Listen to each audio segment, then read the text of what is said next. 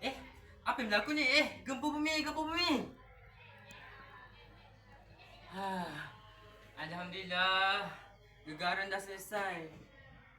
Pernahkah anda terfikir bagaimana saintis-saintis mengetahui punca utama gempa bumi berlaku? Dan individu manakah yang bertanggungjawab memahami isyarat bumi sebelum berlakunya bencana? Bismillahirrahmanirrahim.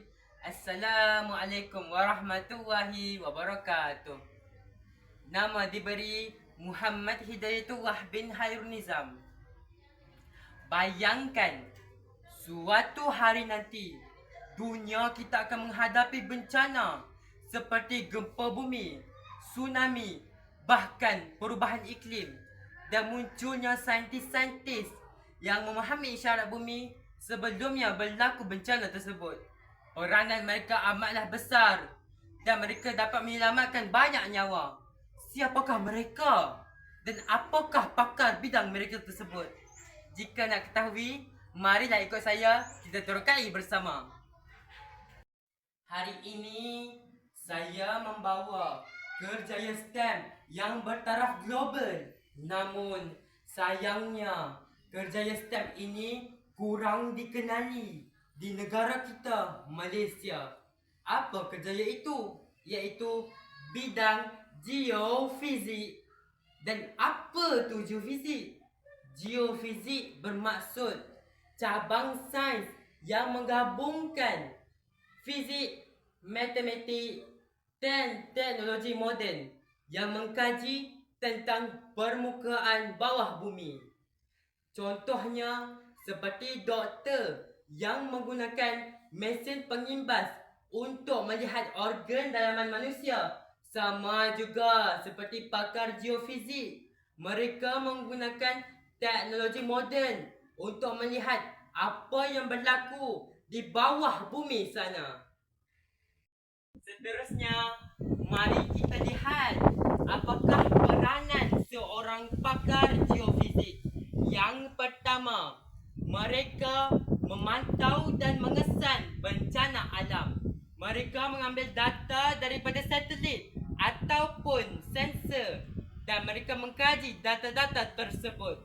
Ini membantu pihak berkuasa untuk membuat persediaan awal daripada mengurangkan risiko kematian dan kerosakan harta benda.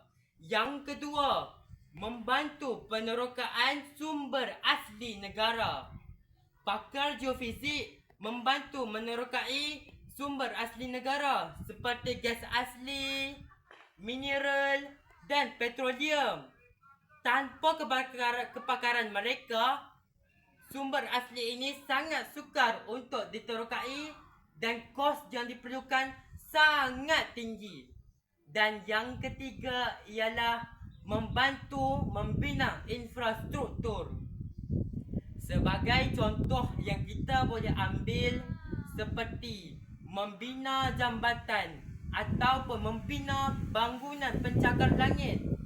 Sebelum mereka membina infrastruktur tersebut, pakar geofizik akan mengkaji kawasan tersebut agar menjadikan kawasan itu sama ada stabil atau tidak stabil, selamat atau tidak selamat. Di samping itu, bidang geofizik telah melahirkan beberapa tokoh terkemuka di dunia.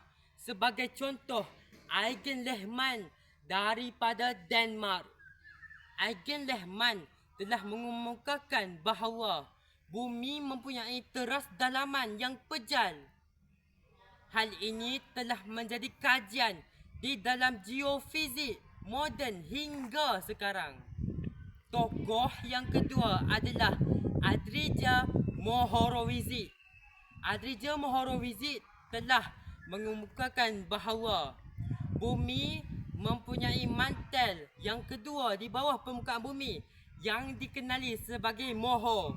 Hal ini telah menjadi rujukan dan menjadi panduan kepada saintis di seluruh dunia.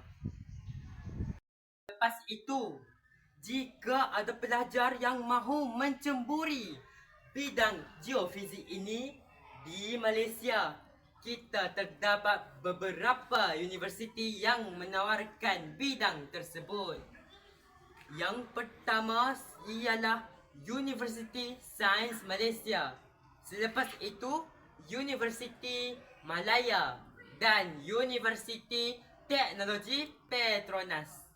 Manakala di peringkat antarabangsa pula, iaitu University Colorado of Mines menawarkan bidang geofizik dan ia telah menjadi universiti yang menawarkan bidang tersebut yang terbaik di seluruh dunia.